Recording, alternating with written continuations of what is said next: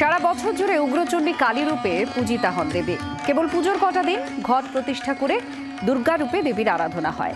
দেবী দুর্গা কালীর কিছু জনশ্রুতি নিয়ে আজও চমচমার তমলুকের ঝিংলেশ্বরী চণ্ডীর পুজো।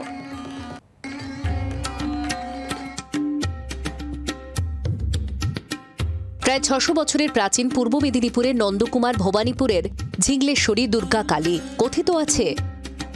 এই এলাকার নদীর পাড়ে অনেক জাহাজ এসে দাঁড়াতো। কোনো এক রাতে নাবিকরা জাহাজের নোঙর করে হুঁকোর টান দিচ্ছিলেন। সেই সময় দেবী চণ্ডী ষোড়শী জেলেকন্যা রূপে তাঁদের কাছে আগুন চেয়েছিলেন। নাবিকরা কন্যাকে দেখে জাহাজে উঠে আসার কথা বলেন। দেবী তখন জানিয়েছিলেন তিনি উঠলে জাহাজ ডুবে যেতে পারে। নাবিকের জোড়াজুড়িতে দেবী চণ্ডী জাহাজে উঠতেই জাহাজ ডুবে যায়। সেই থেকেই চিন্ময়ী দেবী চণ্ডী জাহাজেই অধিষ্ঠিত। পূর্বে এটা ছিল আবার হিঙ্গুল বন, সেই হিঙ্গুল বন থেকে ঝিংলেশ্বরী নাম হয়েছে। ঝিংলেশ্বরী নামে বিশালাক্ষী উগ্রতারা রূপ, কালী রূপ। মা কালীর রূপেই উনি পুজো নেন।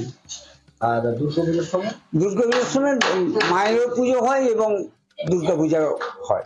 এখানে কোনো কিছু মূর্তি প্রতিমূর্তি হয় না। এখানে হচ্ছে যে ঘট স্থাপিত করে মায়ের পুজো হয়।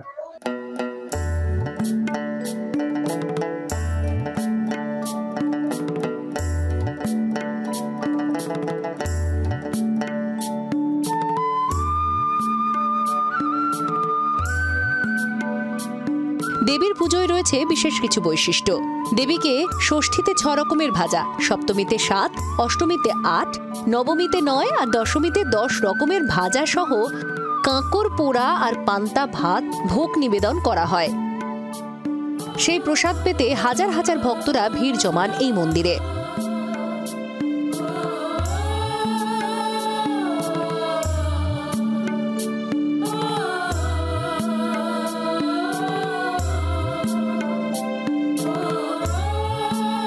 প্রচুর নিয়মিষ্ট মেনে হয়, কিন্তু আমাদের ষষ্ঠীর ঘর এখানে মা নিজস্ব উপস্থিত থাকেন। তার জন্য এখানে প্রতিমা কোনো হয়নি। তার জন্য ঘট তোলা হয় এই ষষ্ঠী থেকে। এবার ষষ্ঠী থেকে প্রথম দিন যেখানে ষষ্ঠীতে ৬ রকম ভাজা, বা সপ্তমীতে ৭ রকম ভাজা, অষ্টমীতে ৮ রকম ভাজা, এবং অষ্টমীতে সন্ধি পূজা যেটা হয় তাইতে বলিরও ব্যবস্থা থাকে। এটা মায়ের মানে প্রতিভা যে অনেক দূর দূরান্ত থেকে লোকজনের মধ্যে শুনতে পাওয়া যায়। আমার মেয়ের জন্মদিন আছে, সেই কারণে পুজো দিতে এসেছি। দুর্গাপুজোর সময় এখানে আসা হয়? হ্যাঁ, পুষ্পাঞ্জলি দিতে আসা হয়। এলাকাবাসীর বিশ্বাস, ঝিংলেশ্বরী দেবী দুর্গা খুবই জাগ্রত। তাই প্রতি বছর বহু মানুষ মনস্কামনা পূরণে মানত করেন। হাজার হাজার ভক্তরা পুজোর কটা দিন মনোবাসনা পূরণ করতে ঝিংলেশ্বরী দেবীর দর্শন করতে আসেন। পূর্ব মেদিনীপুর থেকে কিরণ মান্নার রিপোর্ট, জি ২৪ ঘন্টা। বাংলার আওয়াজ, বাঙালির আবেগ, জি ২৪ ঘন্টা।